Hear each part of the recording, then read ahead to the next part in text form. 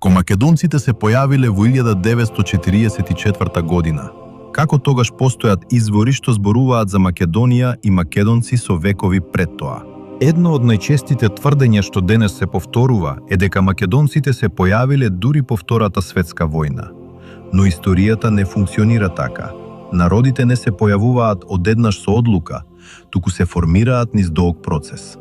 Ако сакаме одговор, мора да ги погледнеме изворите, не политичките слогани. 1944 година не е момент на создавање народ. Тоа е момент на државна и јазична кодификација. Истото го поминале италијанците, германците, бугарите и србите во различни периоди. Кодификација не значи измислување, туку институционализација. Во византиските извори, Македонија е реален географски и општествен простор. Јован Скилица во 11 век зборува за македонци како население. Никита Хонијат во 12 век спомнува војски од Македонија. Ова не се модерни нации, туку јасно препознатлив регионален идентитет.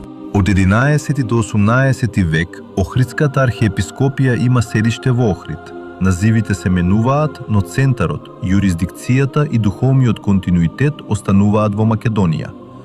Во изворите таа најчесто се нарекува архиепископија на Охрид. Во османлискиот период Македонија продолжува да постои како посебен регион. Евлија Челебија јасно прави разлика меѓу македонци и бугари. Западноевропските патеписци исто така ја препознаваат Македонија како специфичен простор. Во 1903 година Крсте Петков Мисирков пишува за македонски народ и јазик. Ова е децении пред Југославија и Втората светска војна.